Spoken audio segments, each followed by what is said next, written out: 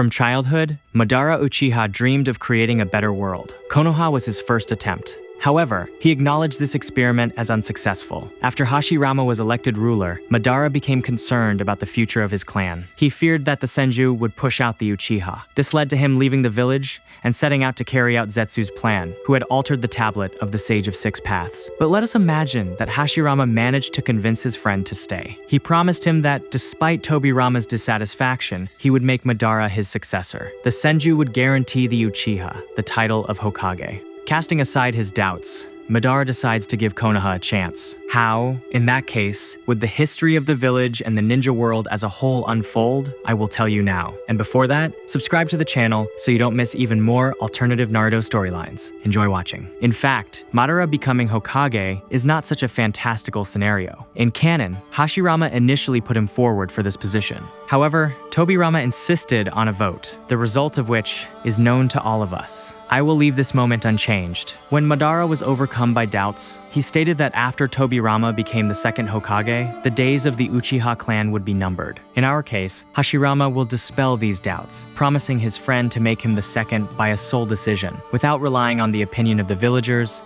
the feudal lord, or Tobirama. Madara decides to trust his comrade and cools his ardor. Several years pass. During this time, shortly before the First World War, Hashirama convenes the other Kage, distributes the tailed beasts among the countries, and gradually prepares the ground for Madara's appointment. He creates all the conditions for the villagers to recognize the Uchiha clan and see it in the best light, and then the first Hokage voluntarily steps down from power and declares Madara the second. It is worth understanding that in such a case, Zetsu's plan will go off the rails. Madara will read Hagoromo's tablet, but he will not follow the algorithm of the infinite Tsukuyomi. Instead, he will focus on the development of his village. Of course, someone may object that Madara would at least want to awaken the Rinnegan in order to become stronger. However, I do not think that anything would come of this. In canon, Madara awakened the Rinnegan in extreme old age. It is not a fact that in our case, he would live to see that moment at all, or that he would not abandon this undertaking halfway through. Of course, I can come up with a storyline in which Madara does manage to awaken the Rinnegan. True, he would not have time to use it and would soon die, and Danzo would begin hunting for his eyes. Something interesting could come of that. However, I will not go that deep, and will stop at the point that Madara does not manage to obtain the eyes of God. We will leave the story of the Sage of Six Paths and Danzo for another time. So, let us return to the plot and jump a little ahead. Since in our timeline Madara did not awaken the Rinnegan, these eyes did not go to Nagato. As a result, the boy will die in childhood, like his companions. Akatsuki will not be created, since Madara no longer conflicts with Hashirama. The feud of the reincarnations comes to an end. The vicious circle will be broken long before the birth of Naruto and Sasuke. Mito will not become the Nine-Tails Jinchuriki. Kurama will remain Madara's personal summon. What will Uchiha policy be like? We know that Madara Uchiha treated the enemies of the village harshly. Where Hashirama preferred diplomacy, Madara would be ready for a demonstration of force. If the first Hokage tried to avoid wars, Madara will take a course toward militarization in order to be prepared for an attack.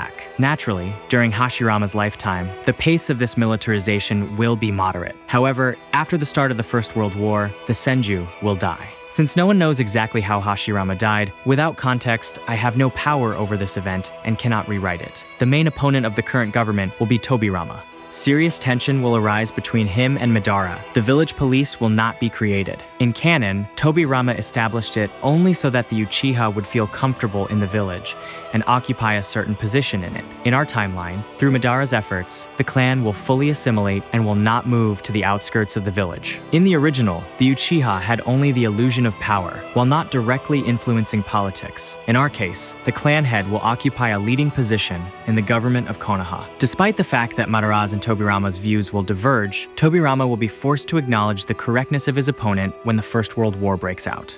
The necessity of militarization will show itself in all its glory. In canon, Hashirama's pacifism failed. As a result, the first and soon the second Hokage died. Their post was taken by Hiruzen. In our case, Konoha, which will be ruled with Madara's iron hand, will achieve far more noticeable successes in the war. Tobirama will still die on the battlefield. Thus, by the end of the war, Madara's power will be absolute. Naturally, not everyone will agree with the harsh policies of the second Hokage. I do not exclude rebellions, which, however, Madara will suppress without much difficulty. If it seems to you that other countries will not attack Konoha because such a strong leader is in power, think again. Hashirama, however much of a softie he was, still the hidden waterfall had enough arrogance and stupidity to send Kakuzu on a mission to kill the first Hokage. Naturally, Kakuzu screwed it up. This is a clear example that no matter how much you frighten people with strength, they will still rush headlong into danger. Let us return to the plot. I have often encountered the opinion that with absolute power, Madara would go mad and decide to put an end to all wars, but I can say only one thing. You are confusing the canonical Madara, who lost everything and truly tried to change the world, with a Madara who cares about Konoha and his clan. In canon, the villagers and his clansmen turned away from him, but in our timeline, Madara has something to protect. He has already lost all his relatives, including Izuna. Madara is not the kind of person who would throw away the lives of those dear to him, because he knows what loss is. Of course, he could go conquer other villages, but he will not do that. Firstly, as Hokage, he will not leave his village defenseless. Secondly, it is foolish to assume that enemies would not fight back.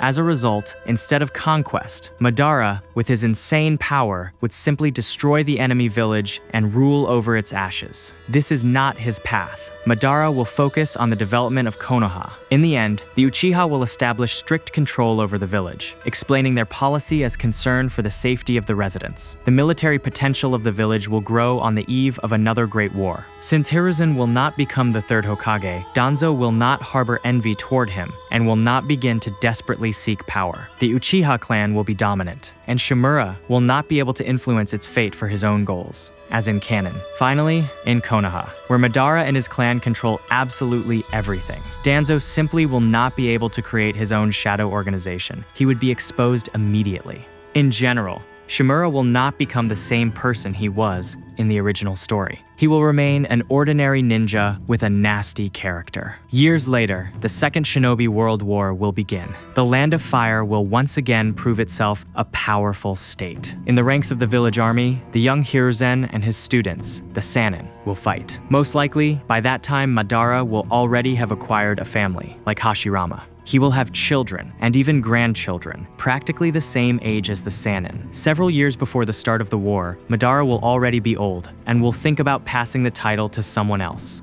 He may choose his child and start a dynasty. However, this would be too strong a departure from canon. I will not turn the original plot into fan fiction and invent a character from scratch. Nevertheless, it is obvious that Madara, worrying about the well-being of the clan, will choose another Uchiha as his heir. I believe that in this scenario, the third Hokage will be Kagami. In canon, he died at the age of 25, probably on the battlefield, since we were not told of any illnesses of this character. Kagami's election to the post will rewrite his fate. I will explain my choice. Firstly, this is the only Uchiha of that era whom we know. From my side, choosing him is better than choosing some no-name. Secondly, he was an ancestor of Shisui. One can assume that if the descendant turned out to be so strong, his ancestor was not weak. Thirdly, Kagami was loyal to the village and not subject to the curse of hatred. Tobirama respected him. Personally, Kagami seems to me a worthy replacement for Madara. It is time to talk about how long Madara will live at all. In canon, he lived all the way to the end of the Third World War, but he managed this only because he connected himself to the Gedo Mazo. In our timeline, the Uchiha is limited by the capabilities of the human body, so he is destined for inevitable death from old age. I warn you, very rough calculations are coming now. We know that Mito was alive approximately 5-8 years before the start of the Third World War. Mito is approximately the same age as Hashirama and Madara. We take into account the endurance factor of the Uzumaki. Madara clearly will not live as long as she did.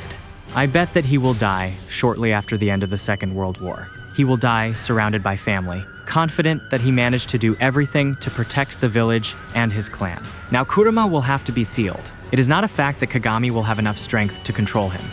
We are lucky that Kushina will have already been born by that time. Of course, she will become a Jinchuriki earlier than in canon, but still, there is no better candidate than her. Considering what we know about Kagami, he could turn out to be a worthy Hokage, kind and fair. Sooner or later, the Third World War will begin, and Kagami, ruling according to the precepts of his predecessor, will prepare the village for it. If you thought that without a living Madara, Obito would inevitably die in the war, then no. He, Kakashi, and Rin will not get there at all. Hashirama and Madara dreamed of a world where children would not have to die on the battlefield. Hiruzen, for all his speeches about the will of fire, abandoned this principle and began sending children to the front. Kagami, however, will be completely faithful to Madara's ideals and will not allow such a betrayal. Obito will grow up to be a worthy ninja of his village, like his comrades. Even if Kagami rules fairly, there will remain those in the village who are dissatisfied that the Uchiha have too much power. After the end of the war, a new star of the shinobi world will rise in the person of Minato. After some time, Kagami will respectfully yield the Hokage's seat to him, thereby relieving public tension and proving that the Uchiha do not usurp power, since Obito remained in the village. The Ninetales attack will not happen. This will rid the Uchiha clan of suspicion. Moreover, the two previous rulers were from this clan, and the clan itself will gradually assimilate and will not stand apart. No massacre will occur. Naruto and Sasuke will be born in a peaceful time, when Konoha will be extraordinarily strong. Just think about it. Hiruzen, Minato, Guy, Kakashi, Obito, Fugaku, Itachi, and Shisui. Not to mention Madara's grandchildren and great-grandchild, who live at the same time and stand in defense of the village. Naruto will not become Kurama's Jinchuriki, and will grow up to be a very strong ninja. He will rival Sasuke, but the latter, in the end, will not have time to sink deeply into the abyss of hatred, since the feud of the reincarnations ended long ago, and the souls of Hagoromo's sons no longer reincarnate. Minato will deal with Orochimaru, the only threat to the village. Akatsuki does not exist, nor does Anbu Root. Danzo is just an elder with a bad temper, and Kabuto works in an orphanage. Without Root, he never became a ninja. The first global problem will be Tonari. He has every chance to end the history of the shinobi world. That's how it is. One decision to appoint Madara as Hokage will turn Konoha, if not into paradise, then at least into a place where most Naruto characters will have a calm and happy life. Of course, at every stage one can come up with many branches, and I cannot vouch for Madara's character. Still, I hope that my version seemed quite plausible to you. To earn a like under this video, write in the comments what you agree with and what you do not. And thank you for watching.